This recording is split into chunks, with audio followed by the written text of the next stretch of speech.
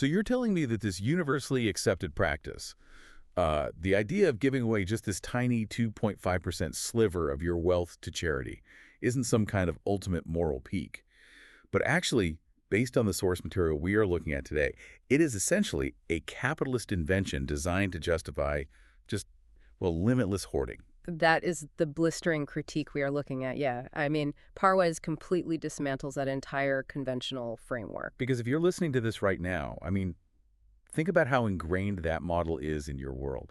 The idea that you can accumulate an unlimited amount of capital, build a massive personal empire, and as long as you toss a mere 2.5% into the charity bucket annually, the remaining 97.5% is somehow purified. Right. It's safe. Yeah, exactly. It's morally safe. Yeah. But we are diving into this 1981 lecture by Allama Parwez, where he asserts that this entire concept of zakat as a minor charitable tax is a complete fabrication. A total fabrication, yes. He argues it's a capitalist-friendly framework, falsely masquerading as religious dogma.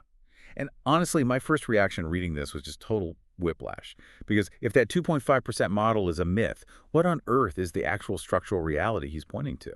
To understand that, you have to fundamentally shift how you view the source text. I mean, Parwez isn't reading this as a manual for personal piety. Right. He's not talking about a spiritual checklist that gets you into a good afterlife. He is reading it as a blueprint for statecraft, like a massive sociological state system. And the true structural mandate, according to his analysis, is a concept called AF. Okay, Kaf, let's break that down, because this really seems to be the linchpin of his whole economic argument. Yeah, so linguistically, AF translates roughly to that which is surplus. But in the structural context Parwez is laying out, it means the total surrender of all surplus wealth beyond one's basic immediate needs. Wait, all of it? All of it. You don't give 2.5% to a local soup kitchen to just, feel good about yourself. You surrender 100% of your surplus to a centralized, rationally governed socioeconomic system. Wait, hold on. I have to push back here immediately. Go for it. Because the moment you say surrender 100% of your surplus, the average person listening to this is going to slam on the brakes. Oh, absolutely. I mean, that sounds terrifying. It sounds like pure authoritarian overreach. If I work hard and generate surplus, and the state just takes all of it, how do you prevent that from devolving into a dystopian nightmare where everyone is just stripped down to bare subsistence living? That is exactly the right question to ask, and it's why we have to look at the second half of the equation, because off is not a one-way confiscation. Okay. It is a reciprocal contract of absolute societal security. Yes, you surrender the surplus, but in return, this central system guarantees your survival needs. And not just bare subsistence, but the optimal requirements for human flourishing. So what does that actually look like? We're talking guaranteed food, shelter, healthcare, education, and sustenance for every single individual living under its umbrella, literally from cradle to grave. But practically speaking, how does that alter human behavior?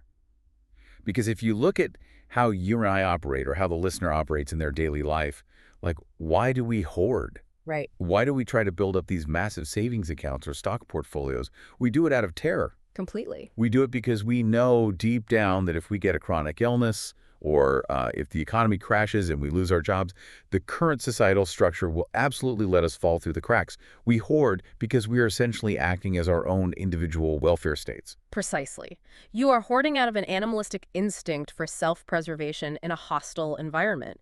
And Parwez argues that if a system fundamentally removes that existential dread, well, things change. The fear goes away. Exactly. If you know with absolute certainty that a centralized structure has your back and your children's backs, no matter what happens, the psychological need to accumulate endless private property just evaporates. The terror is gone. Wow. And this is where he makes a really fascinating linguistic connection. He points out that the root of the word private, as in private property, comes from the Latin privare, which literally means to deprive. Wait, really? To deprive? Yes. So in a system without a safety net, your hoarding is quite literally the mechanism of someone else's deprivation. Because there's a finite amount of resources. Exactly. If you are stockpiling resources you don't immediately need just out of fear for your future, you are removing those resources from circulation, which means someone else who is currently starving cannot access them. AFRI is the structural dismantling of that fear. Let me try an analogy here to see if I'm grasping the mechanics of this. So imagine you live in a town where droughts are common and there's no central water system. Everyone is terrified of dying of thirst. So every single person starts building massive private water towers in their backyards. They hoard thousands of gallons. Makes sense. Right, and some people have enormous towers and more water than they could drink in 10 lifetimes. But others can only afford a small bucket and are constantly on the verge of dehydration. The water in the big towers just sits there, stagnating. Right, it's completely inefficient. Exactly. So Parvez is essentially saying, instead of demanding the guy with the massive tower give a tiny 2.5% of his water to the guy with the bucket, you build a state-of-the-art, perfectly engineered central reservoir. Yes. Everyone pours their excess water into the reservoir, and in return, every single house gets a tap that never runs dry. And once you turn on the tap and realize the water is guaranteed to flow, building a private water tower in your backyard suddenly becomes totally irrational. That is a brilliant way to visualize it. Yeah. I mean, the 2.5% charity model just leaves the inefficient, fear-based water towers in place and creates this permanent underclass that just relies on the generosity of the tower owners. Yeah, it relies on their mood. Exactly. While the off-term model eliminates the towers entirely by replacing fear with structural guarantees. But this brings up a massive logistical wall for me. I'm looking at this and thinking, this sounds like beautiful utopian idealism. Mm-hmm. How does a society actually generate the resources to support this total safety net? Yeah.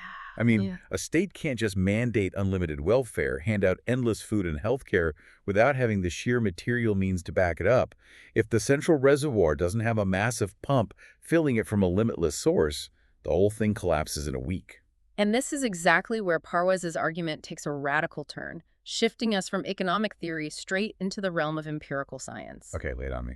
Because you are entirely correct. You cannot have this socioeconomic safety net without an engine to power it. And that engine is rooted in a foundational principle he extracts from the text, which is the concept of hack. Let's define that, because he contrasts it heavily with old philosophical worldviews in the deep dive source. Right. So in Arabic, haq means an objective, purposeful, tangible reality. Parwez asserts that the text defines the physical universe, the stars, the soil, the water, the atoms as haq. It is real, it has purpose, and it operates on fixed laws. And he contrasts this directly with ancient belief systems that viewed the material world as batil, right? Yes. Batil meaning illusion or falsehood. Exactly. Ancient philosophies are full of this. I mean, look at the Platonic idea that the physical world is just a bunch of deceptive shadows on a cave wall. And the real world is the realm of abstract forms. Right. Or look at the ancient Hindu concept of Maya, where the physical universe is essentially a grand illusion, like a dream, and the ultimate spiritual goal is to escape the physical realm entirely. To transcend it. Yeah, even certain ascetic traditions in various religions treat the human body and the physical earth as this dirty, corrupt prison, like a corpse to be avoided by the spiritually pure. So the old model basically says the world is suffering, the world is an illusion, just ignore the pain of starvation and focus entirely on the afterlife. Right. And Parwez's reading of the source text shatters that entirely. He argues that calling the universe an illusion is actually an insult to its design. Oh, wow. Yeah, the universe is real. It operates on immutable empirical laws. And because it is real, a society absolutely must master these natural forces through empirical science to survive. In fact, he argues that the ultimate proof of the text's validity isn't found in supernatural magic or abstract theological debates or, solitary mystical experiences in a cave. Then where is it? The proof is scientific discovery. Wait. I really need to pause you here and push back on this. Sure. Are we saying that a sacred 7th century text is basically a manifesto for the scientific method? Essentially, yes. Because Parwez specifically mentions a geologist examining the different colored layers of mountains, the white, the red, the deep black strata of rock. He mentions a meteorologist studying how the water cycle produces rain to grow crops. Yes, he does. I just struggle to see how examining the pigmentation of igneous rock is doing the structural work of building a rational society. Mm-hmm. I mean, it feels like we're leaping from basic geology straight into complex statecraft, and I'm missing the bridge between the two. How does mastering the physical world translate into the socioeconomic success of the AST system we just talked about? Well, it is not a leap at all. It is a rigid, unbreakable, causal chain. Let's go back to your water reservoir analogy. Okay. If you want to build that central reservoir that provides for everyone, how do you do it? Can you build it with good intentions? No. Can you build it by sitting in a circle and debating philosophy? No. You need civil engineering, you need fluid dynamics, you need metallurgy to forge the pipes. Right. If a state is going to guarantee food for every citizen, how does it physically accomplish that? It has to master meteorology to understand rainfall patterns. It has to master soil chemistry and botany to maximize crop yields. It has to master genetics to create disease-resistant wheat. Okay, I see it now. The science is literally the manufacturing floor of the welfare state. Exactly. Parwes is saying that empirical science is the absolute prerequisite for economic justice. Mastering natural laws is the engine that produces the offlow, the surplus. You can't have one without the other. No. To try and build a moral, equitable society where everyone is fed and sheltered, but without developing the scientific power to physically sustain it, is just performative nonsense. The Earth holds the resources required to end human deprivation, but those resources are locked. They are locked behind the laws of physics, chemistry, and biology. You must unlock them. That dramatically reframes what a scholar is. Because, in the world you and I live in, if you say the word scholar in a religious or textual context, an image pops into your head. Oh, definitely. You picture an older gentleman, probably in traditional robes, sitting in a dusty room surrounded by ancient leather-bound books, just debating the esoteric minutiae of theology, or issuing a ruling on the proper way to conduct a ritual. But Parwes totally flips this on its head, doesn't he? He really does. He points out a profound linguistic hijack that has occurred over centuries. A linguistic hijack. Yeah. He looks at the word ulema in the source text.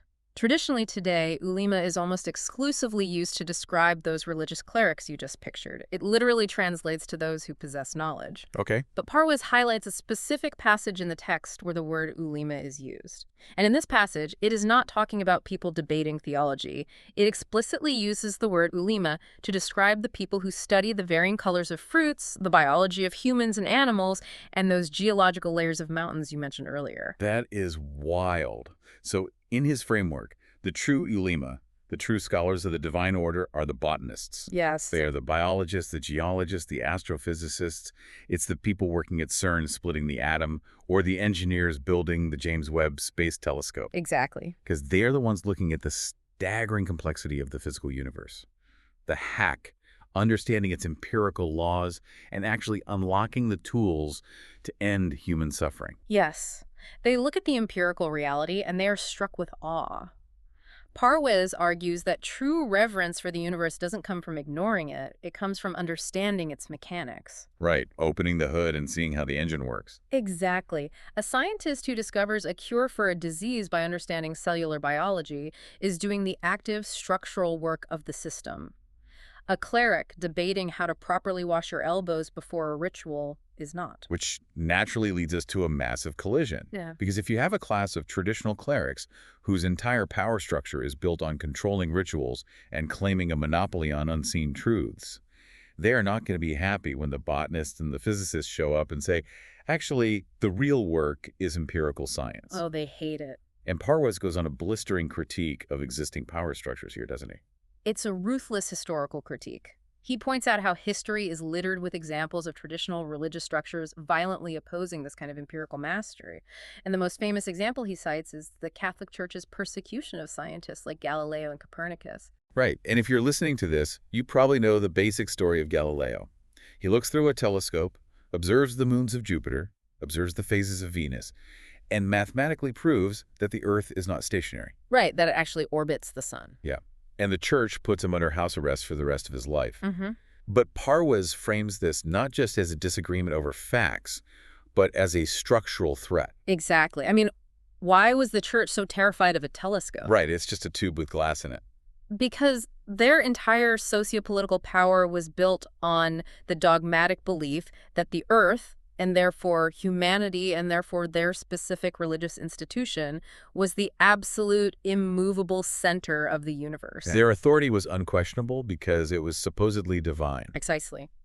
So when Galileo came along with empirical, mathematical facts proving the Earth was just another rock spinning around the sun, it completely threatened their dogmatic center of power. Because if the church was wrong about the fundamental structure of the cosmos, what else were they wrong about? Exactly. So they didn't debate the math.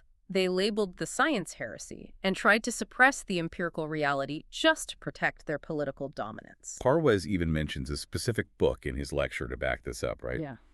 John William Draper's History of the Conflict Between Religion and Science, which was written way back in the late 19th century. Yes, he relies on that heavily. Draper basically chronicled how, throughout history, every single time a new scientific discovery was made, whether in astronomy, medicine, or geology, it threatened the fabricated authority of traditionalists. Yes, and Parwes uses this to diagnose the current state of societies that follow this traditionalist mindset. He argues that any society relying on blind dogma, rejecting rational thought, and clinging to that old 2.5% wealth hoarding model is functionally broken. They're stuck in the past. They aren't just spiritually misguided, they're structurally doomed. Why? Because they are operating on what he calls animalistic instincts of dominance, fear, and intellectual suppression. I really want to dig into a specific anecdote Parwes uses here, because it is just incredibly telling and honestly a bit darkly comedic. Oh, the loudspeaker story. Yes. Yeah. He talks about an event that happened in his region when the loudspeaker was first introduced in the mid-20th century. He mentions a very prominent mufti, a high-ranking religious authority. Right. When this mufti first encountered a loudspeaker being used for public gatherings, he and his council were totally paralyzed. They couldn't figure out if using this machine was structurally permissible under their dogma. Was it the devil's voice? Was it an unlawful innovation? And why couldn't they figure it out? Because this supreme council of knowledge had absolutely zero understanding of the basic physics of sound amplification. It perfectly encapsulates the structural impotence he's critiquing. I mean, here you have a supreme religious authority, men who claim to possess the ultimate blueprint for human behavior, and they had to go to a local high school science teacher who, crucially, belonged to a completely different faith to ask how the machine actually worked. That is embarrassing. They had to ask an outsider to explain electromagnetism and acoustic resonance before they could even issue a ruling on whether they were allowed to use a microphone. It highlights the absolute absurdity of their position. You are claiming to guide the entirety of society, claiming to hold the ultimate truth of the universe, and you don't even know how a copper wire and a magnet work. You have completely divorced yourself from the empirical reality of the arc. And Parwes shows how this deliberate ignorance directly led to subjugation. He mentions reformers from the 19th century like Sir Syed Ahmad Khan in India. Okay, what did he do? Well, Sir Syed looked around at the expanding power of Western empires, the British specifically, and said, look, they are dominating us because they study the physical laws of nature, they have better metallurgy, better navigation, better logistics. If we want to survive, we need to study nature too. And what was the response from the traditional power structure? Did they say, good point, let's build some universities? No, of course not. They branded him a naturist, a Nakari as a slur, and essentially declared him a heretic. They criminalized the study of empirical reality because it threatened their monopoly on authority. They chose to remain scientifically illiterate, which directly resulted in them being colonized and economically dominated. Because they couldn't fight back structurally. Precisely. They lacked the scientific engine to produce resources, and they lacked the equitable structure to distribute what little they had. They failed Parwes's test completely. But, and this is crucial, we must apply Parwes's critique universally. The traditionalists fail, but they are not the only ones who fail. This is exactly where I want to go next. Because if you're listening and following the logic, you might think, okay, the traditionalists are broken because they reject science and hoard wealth. Yeah. So the solution must be the global superpowers. Right, that's the natural next thought. I mean, look at the West during the 20th and 21st centuries. They did exactly what Parwes said you need to do. Yeah. They studied the physical world. They mastered the laws of nature. They split the atom. They built nuclear missiles that can make the whole globe tremble. They mastered aerodynamics and put human beings on the moon. They built the internet. They have the ultimate scientific engine. Undeniably. So, based on Parwes's logic, why does he say they are also fundamentally failing structurally? What's fascinating here is the absolute symmetry of his critique. Parwes looks at Western superpowers and acknowledges that they have completely mastered the forces of nature. They have the scientific half of the equation perfectly dialed in. They conquered the hack. Okay. But look at how they use that immense technological power. They use it for exploitation, colonization, corporate monopoly, and warfare. Right. Why? Because while they mastered science, they entirely lack the second half of the equation, which is an equitable socioeconomic value system. They lack the half. So they built the massive central water pump we talked about earlier, but instead of routing the pipes to everyone's house, they routed all the pipes into 5 gigantic mega mansions and told everyone else to just buy bottled water. Exactly. That is exactly it. They have unprecedented power, but that power is still driven by the exact same animalistic instinct to hoard, to dominate, and to conquer.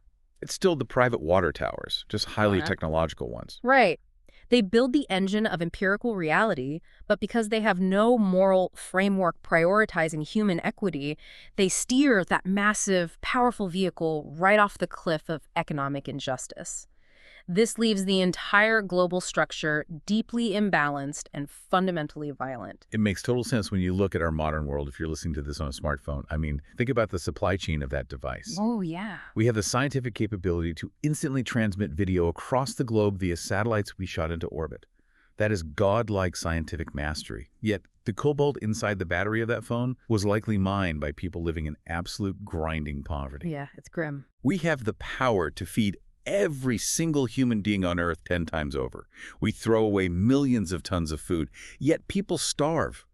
It's the billionaire hoarding the surplus instead of the system utilizing the AFO for the collective safety net. Yes. Parwez is showing us a world divided into two broken models. Okay, summarize them for us.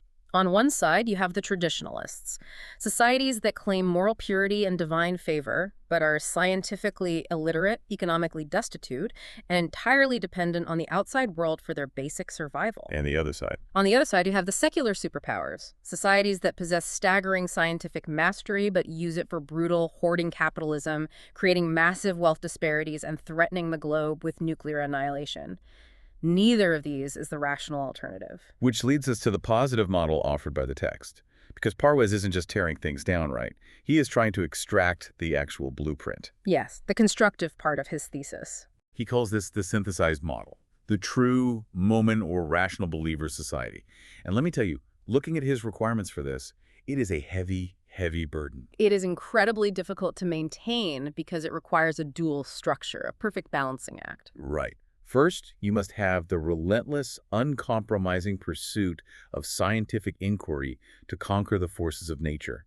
You must master the atom, the stars, the soil, the human genome. You cannot shy away from the empirical reality. That's step one. And second, you must have an economic framework where that immense technological power is entirely directed toward eliminating human deprivation, not building individual empires.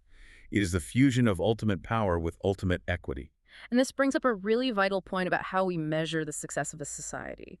Parwez establishes a very strict, unforgiving metric. He makes it clear that you absolutely cannot claim to follow a divine rational order if you lack the scientific power to implement it in the real world. It's not enough to just mean well. Exactly. It is not enough to have good intentions. It is not enough to pray 5 times a day and be a nice person to your neighbor. I love how ruthless he is about this. Yeah. He mercilessly mocks societies that sit around claiming moral superiority, declaring themselves the chosen people or the ultimate possessors of truth, but who are entirely dependent on other nations for their survival. Right. He points out the bitter irony of it. He highlights the humiliating reality of a society that can't even manufacture its own sewing needles, that has to import its own daily bread, that buys its weapons and medicines from the very nations it condemns, yet still struts around claiming to hold the ultimate blueprint for humanity. It is a brutal metric, but a totally necessary one. If your society is economically dependent and scientifically illiterate, if you are literally begging other nations for basic survival goods, your claims of possessing a superior societal model are functionally meaningless. It is all just hot air. Exactly. The universe operates on laws, on cause and effect. If you ignore the laws of physics, agriculture, and economics, you will starve. It doesn't matter how fervently you pray for rain. If you don't build the irrigation canals, your crops will die. And Parwez is basically saying the universe does not care about your piety if you ignore its physical laws. Exactly. He is completely validating that a rationally governed society doesn't just pray for a better world, it builds the scientific infrastructure to understand the world and the economic infrastructure to share its resources equitably. He is stripping away any sentimental, purely theological reading of the text. Completely. He is demanding empirical physical action. Any group that fails to master nature and apply equitable economics is categorized by the text as fundamentally irrelevant on the global stage. They are subjugated by their own structural incompetence. I want to tie this back to something we touched on earlier, which is the psychological impact of all this. Mhm. Because Parwes argues that humans are fundamentally unstable when left to their own devices in these broken systems. Oh, absolutely. He points out that in our current precarious animalistic systems, we swing wildly between two extremes. When we acquire a little bit of wealth, we become insanely arrogant. We act like tyrants because money is our only shield against a hostile world. Yeah. We think we are invincible. And the moment we experience a setback, an economic crash, severe illness, a lost job, we fall into absolute crushing despair. Right, because our survival is never actually guaranteed. If you lose your money, you despair because the system will literally let you die on the street. It's true. But this rational model, this dual structure Parwes outlines, it actually stabilizes human psychology. By creating that total socioeconomic safety net through scientific mastery, it removes the panic. It allows us to become fully realized human beings rather than terrified animals constantly fighting over scraps or hoarding nuts for a winter we hope we survive. It creates what we can think of as a self-correcting loop. Think about how these two halves feed each other. First, empirical science generates the massive surplus, the afelo. Second, the economic system ensures that afu is distributed seamlessly to eradicate all deprivation. Now, look at what happens to the citizens. With deprivation eradicated, they are freed from the daily panic of basic survival. They aren't working 3 jobs just to pay rent and buy groceries. Right, they have breathing room. Exactly. And what do they do with that freed up mental energy and time? They engage in higher order thinking, they study, they invent, they explore. Exactly. They engage in more scientific discovery, more art, more engineering, which in turn generates even more surplus. It becomes a spiral of continuous societal elevation. But it requires uncompromising adherence to both pillars, empirical reality and economic justice. And to drop either one is fatal. Yes. To abandon the economic justice is to fall into the hoarding tyranny of the superpowers. To abandon the empirical science is to fall into the pathetic irrelevance of the traditionalists. Okay, I want to take a breath here and bring all these massive threads together. If you've been tracking with us on this journey through Parwes' 1981 analysis, what we've really uncovered is a purely rational, socioeconomic case for human survival. It really is a survival manual. True societal success isn't about mysticism.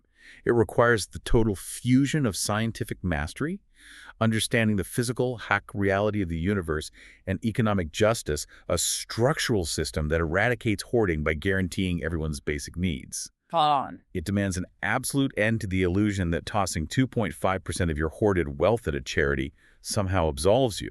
It replaces that with a structural guarantee of survival that kills the animalistic urge to hoard in the first place. It is a blueprint that demands we look at the physical world not as an obstacle to salvation, but as the very laboratory where salvation is built. You cannot claim to honor the Creator while remaining ignorant of the creation, and you cannot claim to be a just society while allowing the fear of deprivation to govern human behavior. So I want to leave you, the listener, with a final thought to chew on as you go about your day. Looking at the news, looking at your bank account, looking at the structure of the society around you. If a society's true functionality is measured by Parwes' dual test, the absolute, uncompromising mastery of science combined with a militant commitment to economic equity, how do the global superpowers of your world today measure up? We see nations with unprecedented technological might, nations that can land rovers on Mars and edit the human genome, yet they harbor massive internal poverty, rampant homelessness, and unimaginable wealth hoarding by a tiny elite. Based on these structural laws, are we currently living in a world where any society has actually passed this test, or are we still waiting for this rational alternative to be built?